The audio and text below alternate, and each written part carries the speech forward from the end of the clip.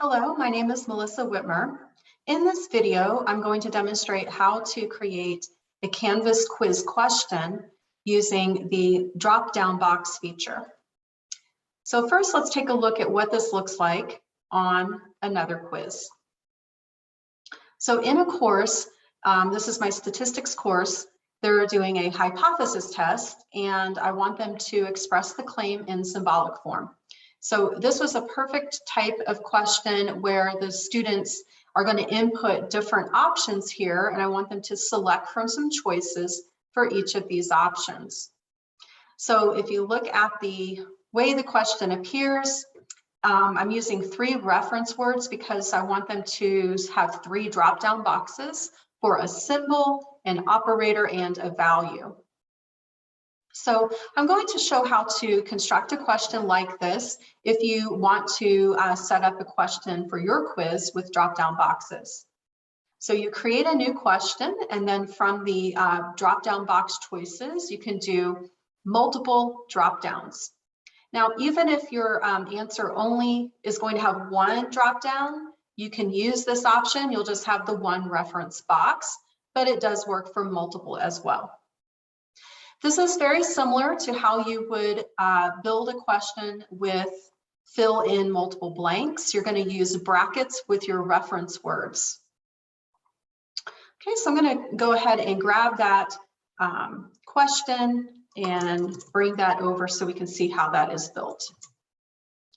So I said express the claim in symbolic form. So you'll have whatever your text for the question is here. Maybe you need to add an image or a screenshot that you want to upload into the question. And then I did 3 references. I have a symbol, an operator, and a value. So inside of the brackets, there are no spaces around those words. Every time you build a reference word in a bracket, Canvas will create a drop-down for you. And so you'll see each reference word now in that. So like, what if I had another one? So I would do bracket, extra, close the bracket space. As soon as I do that, I now have that new reference word option. If I don't want it, I just have to backspace over it or delete it, and now it's gone. Now in the each reference word, you will have to input your answer. Now this is a little different from the fill in the blank option where the student is entering in their value, and you have to put all possible ways that it could be scored correct. You have to select a correct answer for this option. So if we look at the way that this is built in the hypothesis testing, the students were going to choose between a symbol of using a P or a mu. And so I just typed a P and a mu for all of these questions. And I use the letter U. It doesn't give you the option, unfortunately, of using like the math equation editor within this box. So there are some limitations to what you can put here. Now, is this particular answer correct if it's a P or a mu? So I would have to like select which one is correct from what the student chooses.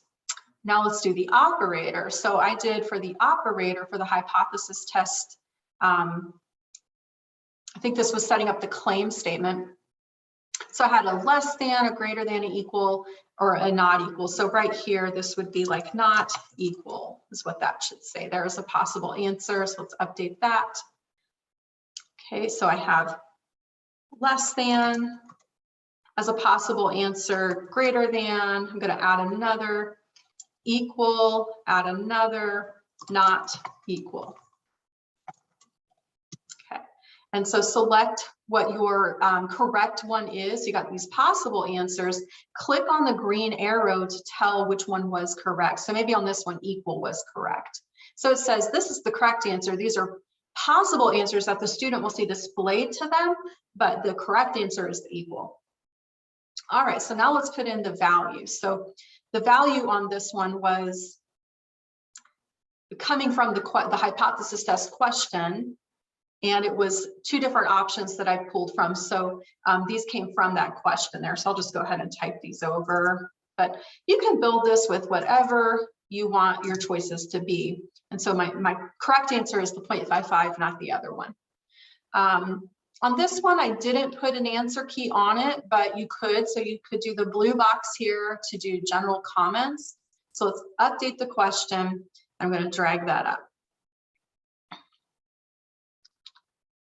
This particular question did come with like a header before it. So if you don't have that, you could include that header in that question.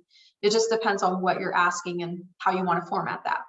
All right, so let's hit the blue save and let's preview what that question looks like for students.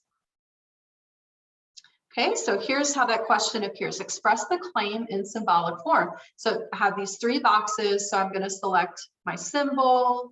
I'm going to select my operator there, and then I select one of these. So let's say that I do that and I submit my quiz. I'm going to just hit OK. So I want to show you that when the student submits the quiz, it'll show you like what's answered and everything, and they've got some partial credit there. But depending on how you enter in your options for the student to see their answers or not, this is in your quiz settings, they will not see the answer key when they submit. So that will all be blank. It looks a little different from the preview. So I'm going to edit. So as long as you make sure here that this box is not selected, don't let students see their quiz responses. Incorrect questions will be marked in the student feedback. So I don't want them to see that at all. So I just leave that unchecked. Maybe later I'll go back in if I want the students to see their correct answers. I can go back into the quiz and click that and let them see the answers once I want to release those results to the students. But that is up to the instructor to choose that setting. Thank you for watching, and let me know if you have any other questions about how to build different types of questions on your Canvas quiz, and I'll be posting more tutorials in the future.